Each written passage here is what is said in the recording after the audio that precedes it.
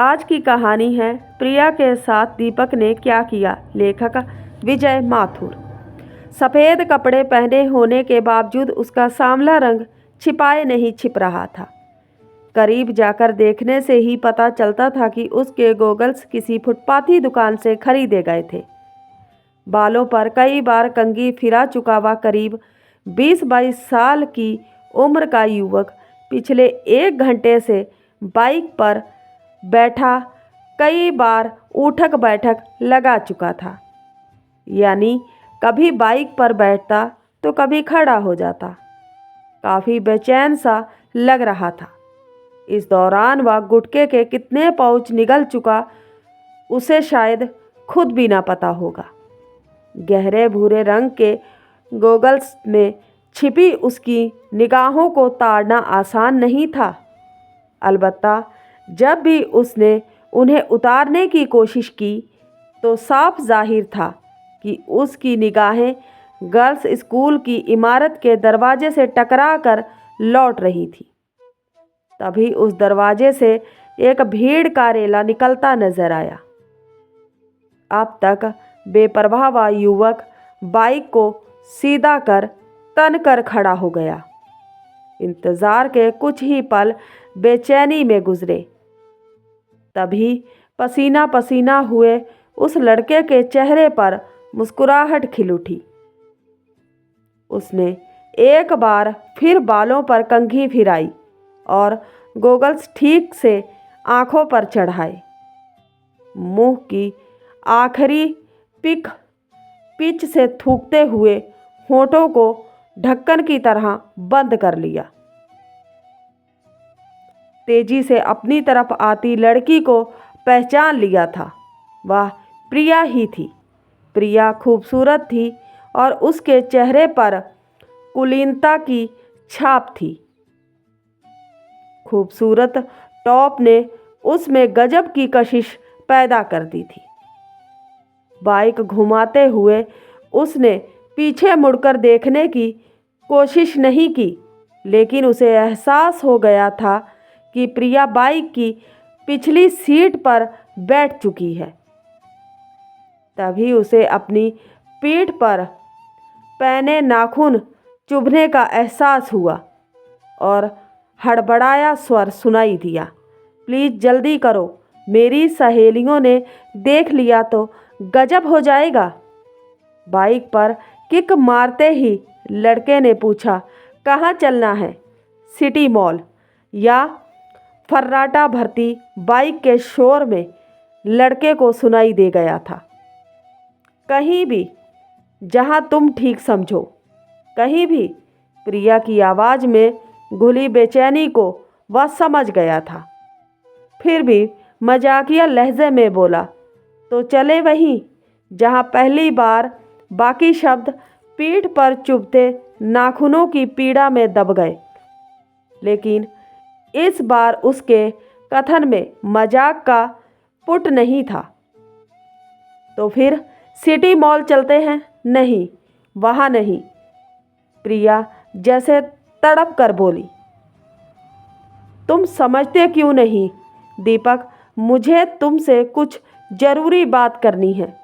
तभी दीपक ने अपना एक हाथ पीछे बढ़ाकर लड़की की कलाई थामने की कोशिश की तो उसने अपना गोरा नाजुक हाथ उसके हाथ में दे दिया और उसकी पीठ से चिपक गई। दीपक को बड़ी सुखद अनुभूति हुई। तभी बाइक जोर से डगमगाई। उसने फौरन लड़की का हाथ छोड़ दिया और बाइक को काबू करने की कोशिश करने लगा। क्या हुआ? लड़की घबरा कर बोली। अब वह दीपक की पीठ से परे सरक गई। बाइक का पहिया बैठ गया।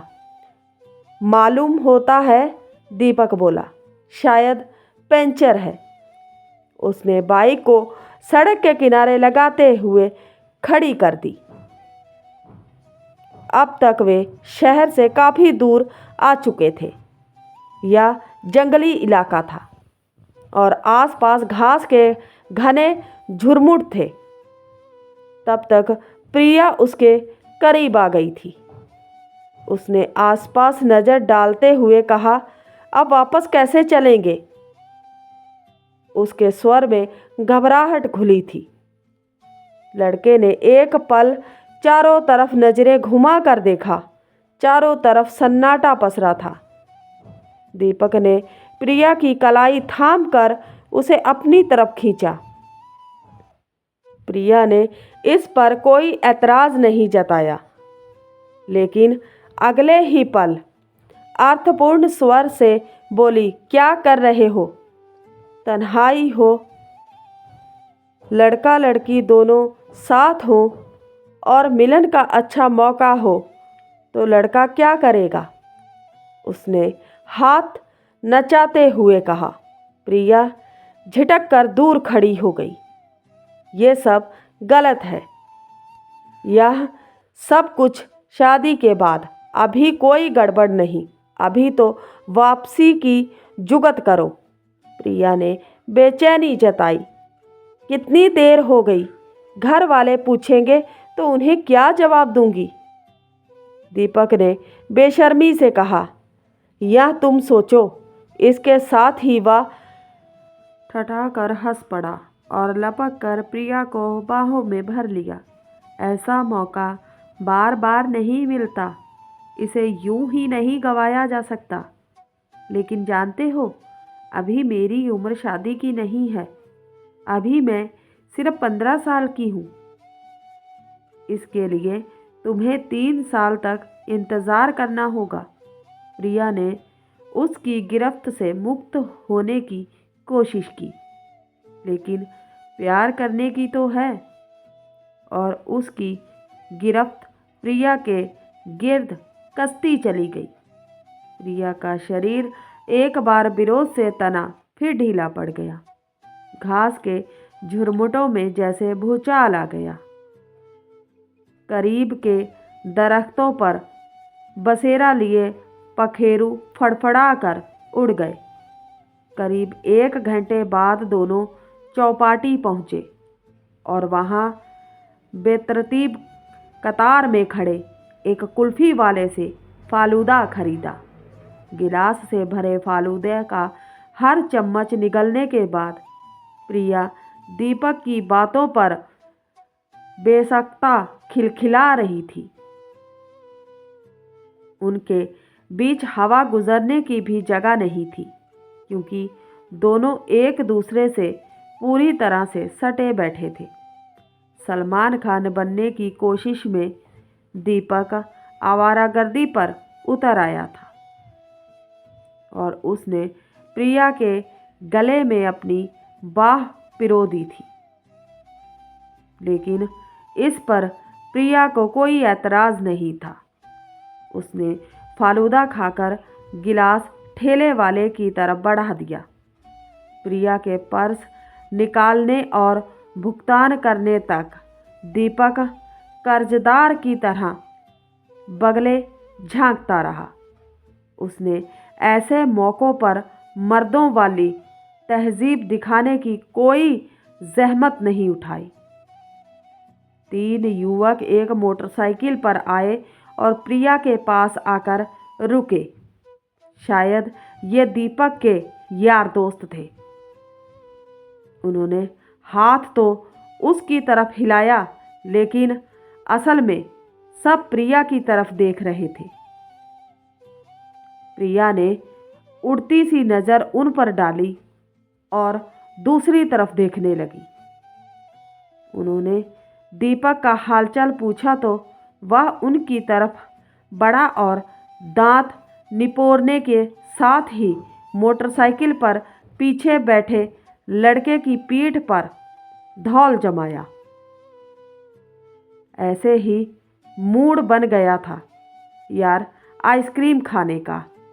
बढ़िया है यार, इस बार वह लड़का बोला जो बाइक चला रहा था। वह प्रिया से मुखातिब होकर बोला, मैं आपके फ्रेंड का जिगरी दोस्त। यह सुन प्रिया मुस्कुराई। उसके चेहरे पर आए उलझन के भाव ख़त्म हो गए। लड़के ने उसकी तरफ बढ़ने के लिए कदम बढ़ाए, लेकिन एकाएक ठिठक कर रह गया। प्रिया कंधे पर रखा बैग झुलाती हुई सामने पार्किंग में खड़ी अपनी स्कूटी की तरफ बढ़ी। उस लड़के ने खास अदा के साथ हाथ हिलाया। प्रिया एक बार फिर मुस्कुराई और स्कूटी से फर्राटे से आगे बढ़ गई। यह देख चंदू निहाल हो गया। उसने हकबकाए से खड़े दीपक पर फप्ती कसी। अबे क्यों बुझे हुए हुक्के की तरह मुंह बना रहा है? लड़की तूने फंसाई तो क्या हुआ? दावत तो मिल बैठकर करेंगे ना। तब तक दीपक भी कसमसा कर उनके बीच में सैंडविच की तरह ठुस गया। बाइक फौरन वहां से भाग निकली। चंदू के डहके बाइक के शोर में गुम हो चुके थे। 2 महीने बाद पुलिस स्टेशन के उस कमरे में गहरा सन्नाटा पसरा हुआ था। पैनी धार जैसी निर्वता पुलिस ऑफिसर के सामने बैठी एक कमसिन लड़की की सिसकियों से भंग हो रही थी। उसका चेहरा आंसुओं से तरबतर था। वह कहीं शून्य में ताक रही थी। शायद कुर्सी पर बैठे उसके माता पिता थे। उनके चेहरे सफ़ेद पड़ चुके थे। शर्म और गलीन के भाव उन पर साफ दिखाई दे रहे थे। पुलिस ऑफिसर शायद प्रिया की आप बीती सुन चुका था। उसका चेहरा गंभीर बना हुआ था। उन्होंने सवालिया निगाहों से प्रिया की तरफ देखा। तुम्हारी उस लड़के से जान पहचान कैसे हुई? प्रिया का मौन नहीं टूटा। इस बार ऑफिसर की आवाज में सख्ती का पुट था। जो कुछ हुआ तुम्हारी नादानी से हुआ, लेकिन अब मामला पुलिस के पास है, तो तुम्हें सब कुछ बताना होगा कि तुम्हारी उससे मुलाकात कैसे हुई। प्रिया ने शायद पुलिस ऑफिसर की सख्ती भांप ली थी। एक पल वह उलझन में नजर आई, फिर मरियल सी आवाज में बोली, एक बार मैं शॉप पर कुछ खरीद रही थी, लेकिन जब पैसे देने लगी तो हैरान रह गई। मेरा पर्स मेरी जेब में नहीं था। उधर दुकानदार बार बार तकाजा कर कह रहा था, कैसी लड़की हो? जब पैसे नहीं थे तो क्यों खरीदा यह सब? मुझे याद नहीं रहा कि पर्स कहाँ गिर गया था, लेकिन दुकानदार के तकाजे से मैं शर्म से गड़ी जा रही थी। तभी एक लड़का, मेरा मतलब दीपक, अचानक वहां आया और दुकानदार को डांटते हुए बोला, कैसे आदमी हो तुम? लड़की का पर्स गिर गया तो इसका मतलब यह नहीं हुआ कि तुम उसे इस तरह बेइज्जत करो।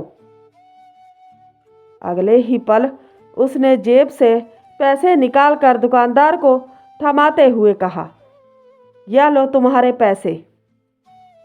इसके साथ ही वह मुझे हाथ पकड़कर बाहर ले आया।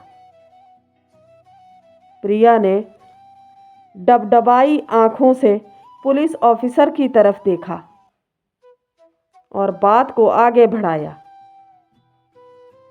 यह सब कुछ इतनी अफरा तफरी में हुआ कि मैं उसे ना तो पैसे देने से रोक सकी और ना ही उससे अधिकारपूर्वक हाथ पकड़कर खुद को शॉप से बाहर लाने का कारण पूछ सकी। फिर क्या हुआ? पुलिस ऑफिसर ने सत्तावना देते हुए पूछा। फिर अगली मुलाकात कब हुई और यह मुलाकातों का सिलसिला कैसे चल निकला? इस बार वहां बैठे दंपति एकाटक बेटी की ओर देख रहे थे। उनकी तरफ से आंखें चुराते हुए प्रिया ने बातों का सूत्र जोड़ा। फिर यह अक्सर स्कूल की छुट्टी के बाद मुझसे मिलने लगा। हम कभी आइसक्रीम शॉप जाते, कभी मूवी, या फिर घंटों गार्डन में बैठे बतियाते रहते। मतलब वह लड़का पूरी तरह तुम्हारे दिलो दिमाग पर छा गया था। प्रिया ने एक पल अपने माता पिता की तरफ देखा। उनका हैरत का भाव प्रिया से बर्दाश्त नहीं हुआ, लेकिन पुलिस ऑफिसर की बातों का जवाब देते हुए उसने कहा, हाँ, मुझे यह अच्छा लगने लगा था।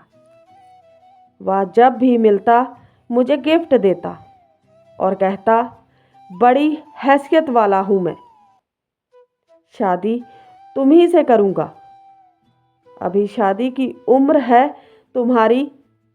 पुलिस ऑफिसर के स्वर में भारीपन था। प्रिया चाह कर भी बहस नहीं कर सकी। उसने सिर झुकाए रखा। दरअसल सहेलियां कहती थी कि जिसका कोई बॉयफ्रेंड नहीं, उसकी कोई लाइफ नहीं। बस मुझे दीपक को पाकर लगा था कि मेरी लाइफ बन गई है, क्योंकि तुम्हें बॉयफ्रेंड मिल गया था। इसलिए पुलिस ऑफिसर ने बीच में ही बात काटते हुए कहा, क्या उससे फ्रेंडशिप का तुम्हारे माता पिता को पता था? जब तुम देर सवेर घर आती थी तो क्या बहाने बनाती थी? पुलिस ऑफिसर ने तीखी निगाहों से दंपति की तरफ भी देखा, लेकिन वे उनसे आंख नहीं मिला सके। उसकी अम्मा ने अपना बचाव करते हुए कहा, हमसे तो इतना भर कहा जाता था कि आज सहेली के बर्थडे पार्टी थी या एक्स्ट्रा क्लास में लेट हो गई या फिर, लेकिन पति को घूरते देख उसने अपने होंठ सी लिए। पुलिस ऑफिसर ने बात काटते हुए कहा, कैसे गैर जिम्मेदार माँ बाप हैं आप? लड़की जवानी की दहलीज पर कदम रख रही है। उसके आने जाने का कोई समय नहीं है और आपको उसकी कतई फिक्र नहीं है। लड़की की बर्बादी की असली जिम्मेदार तो आप हैं। मेरी नज़रों में तो सजा के असली हकदार आप लोग हैं। लड़की को घूरते हुए पुलिस ऑफिसर ने बोला, बॉयफ्रेंड का मतलब भी समझती हो तुम? बॉयफ्रेंड वह है जो हिफाजत करे, भलाई सोचे। तुम पेरेंट्स को बेवकूफ़ बना रही थी और लड़का तुमको इमोशनली बेवकूफ़ बना रहा था। पुलिस ऑफिसर के स्वर में हैरानी का गहरा पुट था। कैसा बॉयफ्रेंड था तुम्हारा कि उसने तुम्हारे साथ इतना बड़ा फरेब किया? तुम्हें बिल्कुल भी पता नहीं लगा? विश्वास कैसे कर लिया तुमने उसका कि उसने तुम्हारी आपत्तिजनक वीडियो क्लिपिंग बना ली और तुम्हें जरा भी भनक नहीं लगी?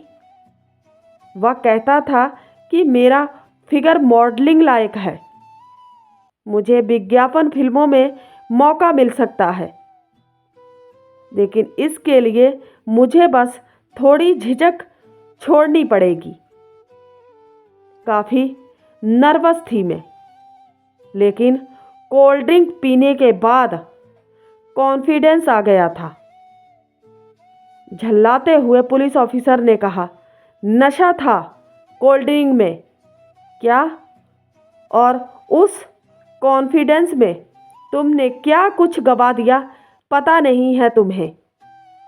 क्रोध से बिफरते हुए पुलिस ऑफिसर ने लड़की को खा जाने वाली नज़रों से देखा।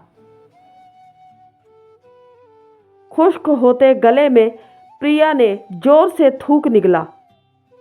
उसने बेबसी से गर्दन हिलाई और चेहरा हथेली से ढाँप कर फपक पड़ी।